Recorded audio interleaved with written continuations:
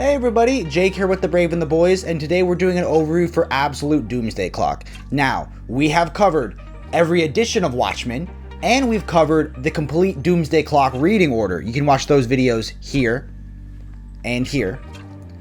But today we are just doing an overview of what makes the Absolute Edition so special. So for those of you that want to jump ahead and just see the art of the book, there'll be chapter descriptions down below. But we are going to do what we like to do, give you a little bit of context of the storyline and show some of the other editions that Doomsday Clock comes in.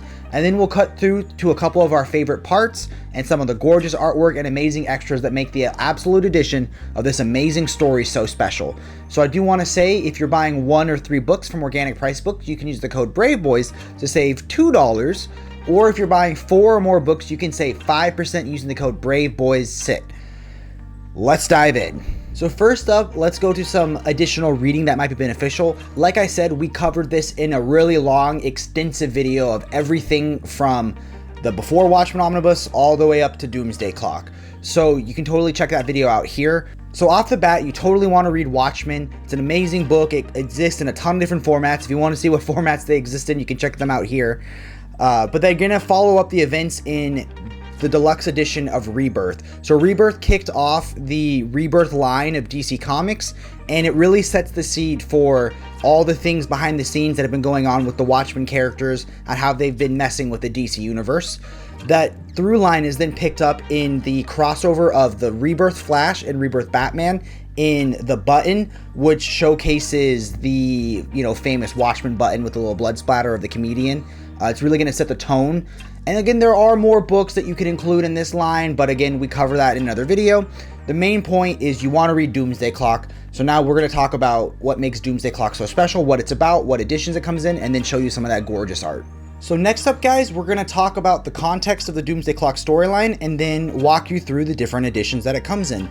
So Doomsday Clock was supposed to completely revolutionize DC in a post-Rebirth world. The problem, due to a myriad of delays and editorial reviews, and probably Gary Frank not being the fastest artist in the world, but when you see the art, it's amazing, so you're like, okay, take all the time you need, champ. It had less of an overarching impact, and the post-Rebirth and that post-Rebirth line, the books kind of felt like they were treading water. But it's an amazing story that introduces the Watchmen characters into the DC universe. It retcons a lot of things, and it does have some profound changes that are carried on down the line. So we won't get too much into spoilers. We're going to open the book and show you some of our favorite parts and what makes the book so special and show off that amazing Gary Frank art. But let's talk about the different editions. So as always, it originally came out in 12 single issues with some amazing covers. Then it was released as a standard size hardcover in 2 volumes. And what was really cool is they gave you this slipcase for free so you could put your standard size hardcovers. The thing with that is there are no extras other than the cover gallery at the back. Then it was released as a Absolute Edition, gave you a ton of extras, great oversized art, an even bigger slipcase. And then lastly, it was released as a complete collection, again with no extras other than the cover gallery. And yeah, I mean, it's a little cool. It shows you some of the black and white covers on top of the regular color covers. But honestly, if you really like Doomsday Clock and you want some extras, you're like me and you love extras, you're not going to be satisfied with this or this. You definitely want to go with the Absolute Edition. So with that being said, let's bust it open. Let's show off that amazing artwork and a couple moments that make the book so special. So here you can see it compared to the complete collection and the 2-set standard hardcover. It is going to be much larger, have the largest slipcase. You get this awesome cover of Superman flying up against the Doomsday Clock. And here we have Doomsday Clock in all its glory. On the cover of the slipcase, you're going to get Superman flying against the Doomsday Clock. And it is just awesome symbolism of the book. So about this book, it is going to retail at $125 for 424 pages, and it is going to collect Doomsday Clock 1 through 12 by Jeff Johns and Gary Frank. Flip it over to its side. We're going to get Doomsday Clock again, Absolute Doomsday Clock, and the DC logo, and nothing on the back. Let's get it out of the slipcase. On the back of it, you're going to see kind of that Superman chest with the iconic blood splatter of Watchmen. On the spine, you're going to get that same Watchmen text saying Absolute Doomsday Clock. And on the front, we're going to get that wonderful image again. So we're going to highlight 3 specific moments from this book, but let's flip it open and see what it looks like in the beginning.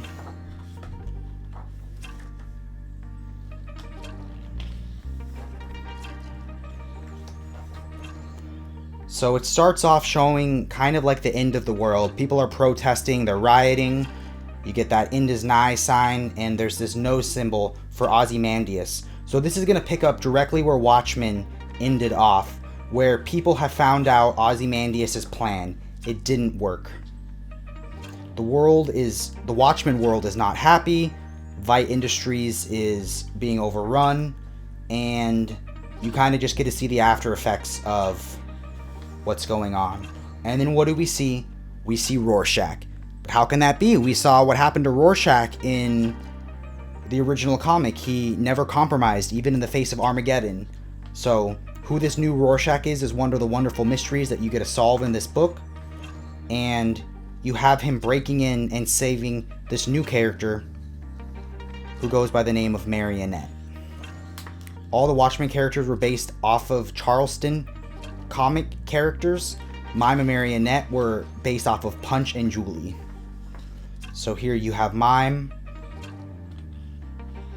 and you have Rorschach breaking them out for a undisclosed reason. And Mime is super cool. He literally just acts like his name. He acts like a mime. Here he is opening his locker to grab his stuff, but it's invisible because he's a mime. So there he is clocking his loaded mime gun. And you get them walking through. Here he is pointing his gun at him. Don't point imaginary guns at me. So they are all just absolutely crazy. And then you can see the return of Ozymandias. And it's just cool how it picks off directly where Watchmen ended off. And you get to see these characters. And the issue is going to end now in DC continuity. You see Superman and Lois sleeping together in bed. And he has this dream of going to prom, and his parents die in a car crash. And then you end with Clark waking up from that nightmare saying, "I've never had a nightmare before." So it sets the tone off awesome, and it's picked up on in the next issue. And what's cool is, just like the original Watchmen, you get these in-between moments of newspaper articles or magazines or books to give you further context into the world. So now we're going to jump ahead further in the book, and a lot of this book you kind of just want to read without spoilers, so I recommend just jumping in.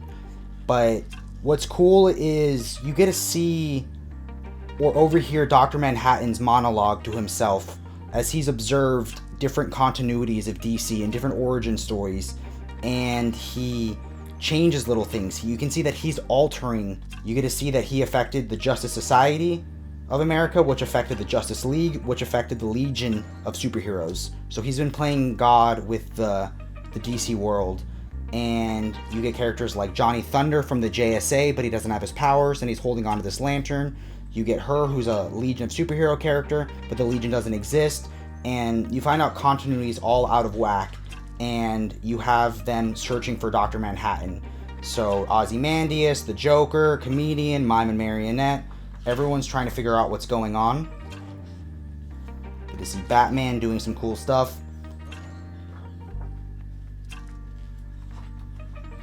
Just straight Batman awesomeness. I love the way Gary Frank draws Batman. Joker craziness.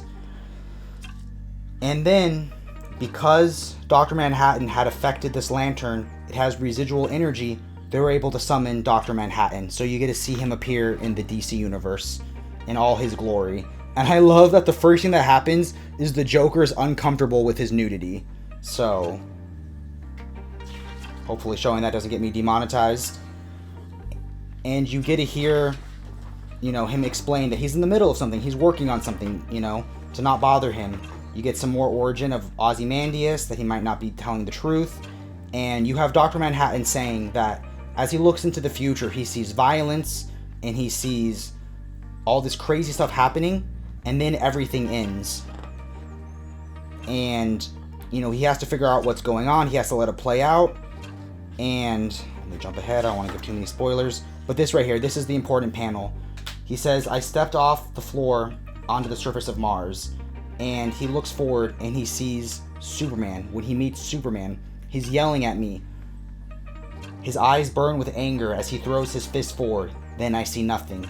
A year, a century, a millennium, still nothing. I do not see tomorrow. And I wonder, 1 month from now, does Superman destroy me? Or do I destroy everything? So this sets the tone of this huge climactic moment between Dr. Manhattan and Superman. And it is just, you know, you gotta read for yourself to see what happens. Let's jump ahead to one more moment and then we'll look at the extras. Now we're going to jump ahead to one of the climactic moments. So again, if you want to skip ahead to the extras, everything will be chaptered down below. But you get Dr. Manhattan standing on Mars, holding a Legion of Superhero ring. And you get the entire Justice League, Titans, basically every DC hero, all traveling to Mars to go face Dr. Manhattan. And I love that you get to see this quiet moment, all these heroes, and just all drawn beautifully.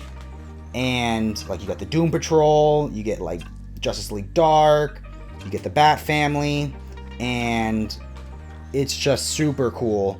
And you get Dr. Manhattan kind of wondering what's going on. Fast forward a little bit. Now you get them arriving on Mars.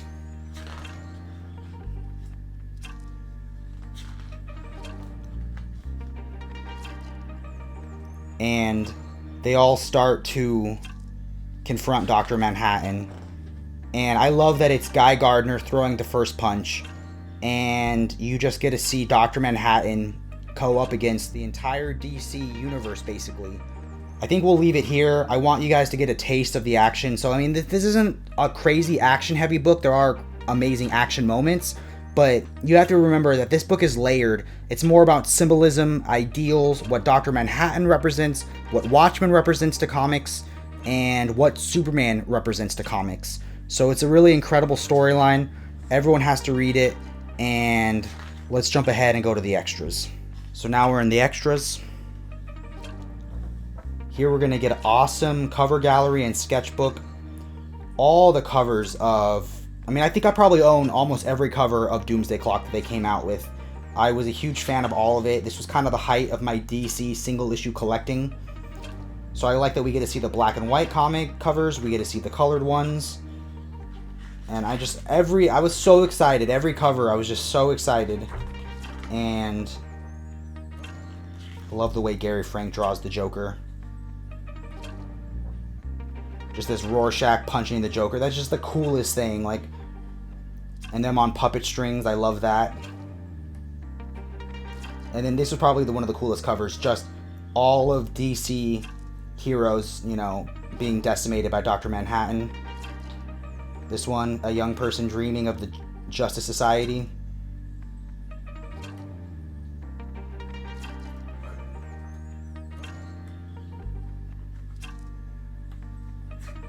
Did some cool sketches. You know, there's a lot I didn't touch on this. Here, I think it's cool. You get to see the characters that Mime and Marionette were based off of, Punch and Julie.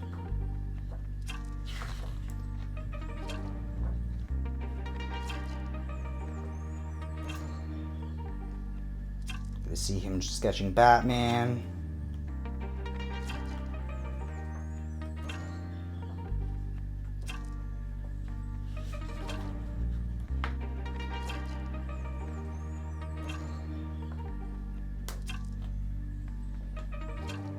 And yeah, guys, that's gonna bring this video to a close.